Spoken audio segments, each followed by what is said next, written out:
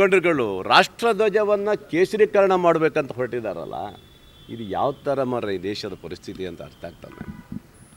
ರಾಷ್ಟ್ರಧ್ವಜನ ಕೇಸರೀಕರಣ ಮಾಡಬೇಕಂತಂದಿದ್ರೆ ಇವರ ದೇಹದ ಏನಿದೆ, ಇವ್ರದ್ದು ಉದ್ದೇಶ ಏನಿದೆ ಇವ್ರದ್ದಲ್ಲ. ಇವರೆಲ್ಲ ರಾಷ್ಟ್ರದ್ರೋಹಿಗಳು, ರಾಷ್ಟ್ರದ್ರೋಹಿಗಳು. ಇವ್ರನ್ನ ನೇಣಿ ಹಾಕ್ಬೇಕು ಇಂಥವ್ರನ್ನೆಲ್ಲ.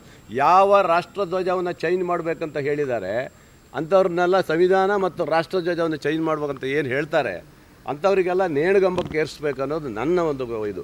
ಯಾಕಂದರೆ ಇಂಥ ಪವಿತ್ರವಾದಂಥ ನಮ್ಮ ರಾಷ್ಟ್ರಧ್ವಜವನ್ನು ಚೇಂಜ್ ಮಾಡಬೇಕು ಅನ್ನೋ ಹೇಳೋ BJPಯವರು ಯಾರು ಮಾತಾಡೋದು ಅದರ ಬಗ್ಗೆ. ಒಂದಿಷ್ಟು ಜನ ಸಂವಿಧಾನದ ಬಗ್ಗೆ ಮಾತಾಡಿ ಒಂದಿಷ್ಟು ಜನ ಹೋದರು.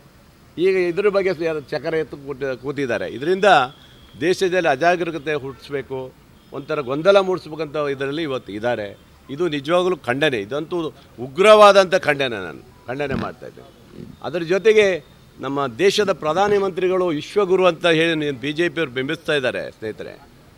ಆ ವಿಶ್ವಗುರುಗಳು ಈ ಇದರಲ್ಲಿ ಅಂಥ ಹೊರದೇಶಗಳಲ್ಲಿ ಇವತ್ತು ಏನು ಯುದ್ಧ ನಡೀತಾ ಇದೆ, ಆ ಯುದ್ಧ ಸಮಯದಲ್ಲಿ ಏನೂ ಒಂದು ಸ್ವಲ್ಪನೂ ಚಕ್ರ ಎತ್ತ ಇಲ್ಲಪ್ಪ.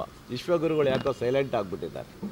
ಯಾಕಂದರೆ BJPಯವರು ಹೇಳಿದ್ರು ನಮ್ಮ ನಾಯಕರು ವಿಶ್ವಗುರು ಅಂತ ಹೇಳ್ಕೊಂಡು ಬಂದಂಥವ್ರು. ಇವತ್ತು ಇರಾನ್ ಮತ್ತು ಪ್ಯಾರಿಸ್ ಇವತ್ತು ಏನು ಇಸ್ರೇಲು ಇವತ್ತು ಯುದ್ಧ ನಡೀತಾ ಇದೆ, ಇವತ್ತಿಗೂ ಬಾಯಿ ಬಿಡದೇ ಅದನ್ನು ಹಾಗೆ ಯುದ್ಧ ನಡೆಸ್ಕೊಂಡು ಹೋಗುವಂಥ ಪರಿಸ್ಥಿತಿ ತಂದಿದ್ದಾರೆ. ಅಂದರೆ ನಿಜವಾಗಲೂ ಇದು ಯಾಕೋ ಭಾಳ ಬೇಸರ ಆಗುತ್ತೆ. ಆಪರೇಷನ್ ಸಿಂಧೂರ್ ಬಗ್ಗೆ ನಾನು ಮಾತಾಡಲ್ಲ, ಯಾಕಂದರೆ ಇಡೀ ದೇಶದ ಜನ ಪಾಕಿಸ್ತಾನ ಉಳಿಸಿ ಮಾಡಬೇಕು ಅನ್ನೋದು ಏನು ದೇಶದಲ್ಲಿ ಜನ ಹಿಂದೂ ಮುಸ್ಲಿಂ ಕ್ರೈಸ್ತರು ಎಲ್ಲರೂ ರೆಡಿಯಾಗಿದ್ದಾರೆ. ಆದರೆ ಇವ್ರು ಯಾಕೋ ಅಲ್ಲಿ ಆ ಕಡೆ ಟ್ರಂಪ್ ನಾನು ನಿಲ್ಲಿಸಿದೆ ಅಂತ ಹೇಳ್ತಾರೆ, ಈ ಕಡೆ ಇಲ್ಲ ಮೋದಿಜಿಯವರು ನಾನು ನಿಲ್ಲಿಸಿದ್ದೀನಿ. ಯಾರು ನಿಲ್ಲಿಸಿದ್ರೆ ನಮ್ಗೆ ಗೊತ್ತಿಲ್ಲ. ಒಟ್ಟಿನಲ್ಲಿ ದೇಶದ ಜನ ತಲೆ ತಗ್ಸುವಂಥ ರೀತಿಯಲ್ಲಿ ಮಾಡಿದ್ದೀರ ಅನ್ನೋದು ಮಾತ್ರ ಇವತ್ತು ಹೇಳಬೇಕಾಗುತ್ತೆ. ನಿಜವಾಗ್ಲೂ ಇದು ಭಾಳ ಬೇಸರ ಆಗುತ್ತೆ. ಸರ್, ವಸತಿ ವಿಚಾರದಲ್ಲಿ ಹೇಳ್ತೀನಿ